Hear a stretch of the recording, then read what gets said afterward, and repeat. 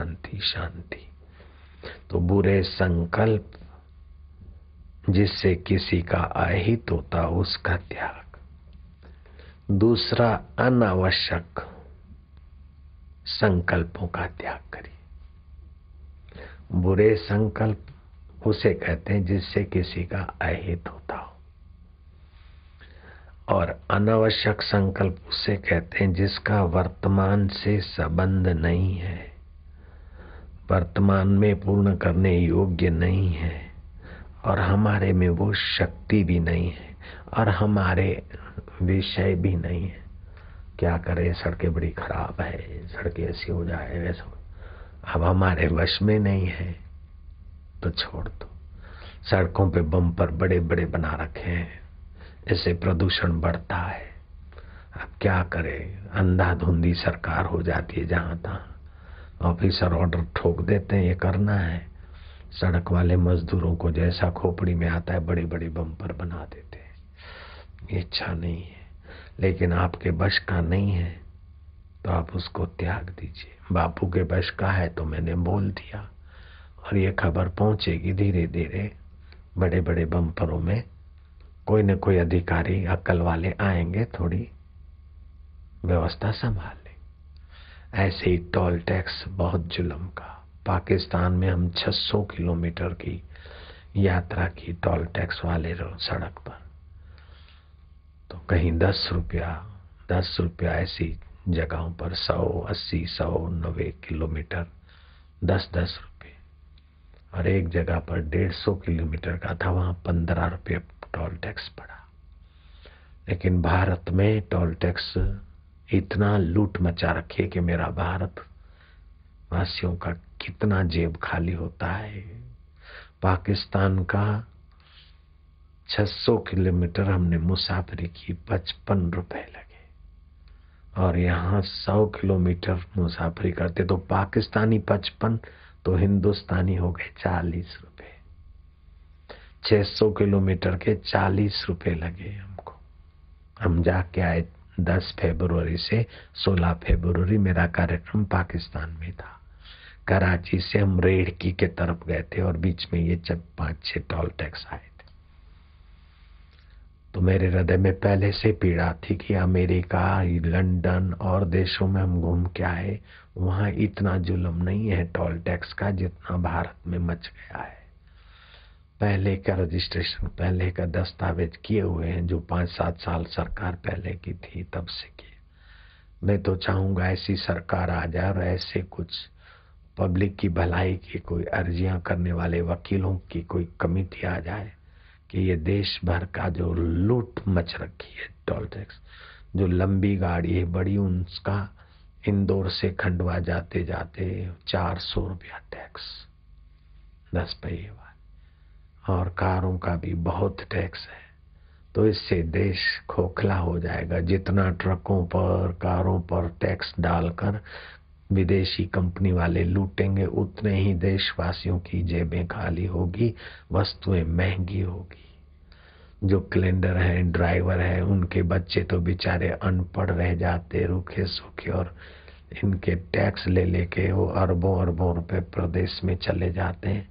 तो भारतवासियों को मेरी अपील है कि ये टोल टैक्स के लिए एक सामूहिक जन आंदोलन पैदा हो जाए।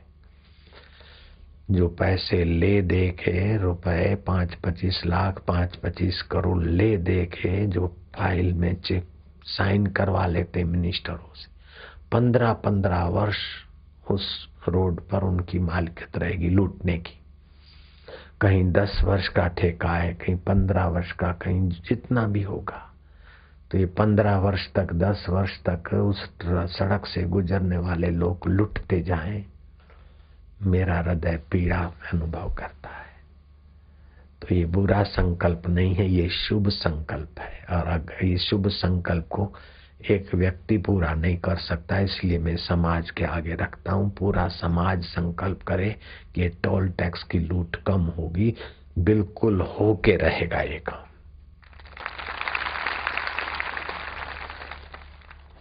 तो अनावश्यक संकल्प वो है कि जो आपकी बात पहुंच नहीं सकती, आप कर नहीं सकते, उनको छोड़ दो। अगर कर सकते और पहुंचा सकते तो कर डालो, व्यर्थ में तनाबुनी मत करो। तो जिसका वर्तमान से संबंध न हो, पूर्ण करने की योग्यता न हो, अपने पास शक्ति न हो, अपनी कोई सुनवाई न हो, उन संकल्पों को छोड़ देना अनावश्यक समझकर। वर्तमान में पूरा करना आवश्यक न हो तभी भी छोड़ देना चाहिए। तो आपका चित्त व्यर्थ की चर्चा में, व्यर्थ के संकल्पों में अथवा बुरे संकल्पों में जो क्षीण हो रहा है, उससे आपके चित्त की शक्ति की सुरक्षा हो जाएगी। तो क्या होगा कि आवश्यक संकल्प में बल आएगा। जैसे टोल टैक्स मिटाने का संकल्प मेरा है वो पूरा होगा, क्योंकि मेरा अपना स्वार्थ नहीं। मेरी गाड़ी जाती है तो वो लोग सलामी मारते हैं, इससे क्या हो जाता है, मेरे को टोल टैक्स नहीं देना पड़ता है। प्रसिद्धि के कारण लोग क्यों कर देते, लेकिन मैं चाहता हूं कि मेरी गाड़ी से भले दुगना ले, लेकिन मेरे भारतवासी लूटे जाते हैं उसकी बंद हो, वो बंद हो। नारायण नारायण नारायण। तो आवश्यक संकल्प पूरे करने का बल विधि का विधान है। जैसे गांधी जी का संकल्प था कि मेरा भारत आजाद रहे, लोग उनको मेड मैन कहते थे। खिसक गया ऐसा बकने वाले बकते थे और सरकारी पिट्ठू उनकी अखबारों में आलोचना करते थे, लेकिन गांधी जी अनावश्यक संकल्पों को प्रार्थना से मिटा देते थे और आवश्यक संकल्प को पकड़े रखे थे। तो गांधी जी बापू बन गए ना। तो हमको तो आपने पहले से ही बापू बना रखा है। नारायण नारायण। तो आवश्यक संकल्प साधक के स्वाभाविक जो है सहज में पूरे होने लगेंगे। लेकिन आवश्यक संकल्प पूरे हो जाएं तो उसमें पूर्ति का अहम नहीं लेना है कि मैंने करवाए, ये मेरे कारण हुआ, मैंने टोल टैक्स का करवाया, मैंने ये किया। आवश्यक संकल्प पूरे हो तो उसमें कर्तापने का अहम डालकर उसका सुख भोग नहीं करना है। ऐसे जो भी अपने अपने तरफ से आवश्यक संकल्प है उसकी पूर्ति हो जाए तो उस कार्य की सफलता के सुख का भोग नहीं करना है। तो आपका मन सुख स्वरूप ईश्वर में आएगा। सुख का भोग करोगे तो बाहर भटक जाएगा। बहुत तात्विक बात है। अब कुंभ के मेले में चुने हुए साधकों के आगे ये बात नहीं बोलूंगा तो किसको बोलूंगा। भले संकल्प से किसी का हित होगा, आपके चित्त में प्रसन्नता हो जाए, ठीक है, लेकिन मैंने हित किया ऐसा वाहवाही सुनने की गंदी आदत से आप बचे। तो भले संकल्पों की पूर्ति में कई संकल्प आपके साथ हो जाएंगे। जैसे गांधी जी के साथ कई संकल्प हो गए, तो ऐसे ही मेरे संकल्प में कई संकल्प जुड़ गए। अब मैंने ये करवाया है, इसका अहंकार का मैं सुख लूंगा तो मेरे शुभ संकल्पों का प्रभाव नाश हो जाएगा। ये ईश्वर की नियति है। उसी ने मेरे हृदय में सद्भाव दिया और लोगों का भलाई हुआ। ऐसे ये बम्परों के लिए या टोल टैक्स के लिए या जो भी आया तो ईश्वर की दया से ही तो आया है। तो ईश्वर हमारे अंतःकरण को अगर अपना साधन बनाकर स्फूर्णा देता और काम करवाता है तो ये उसकी कृपा है।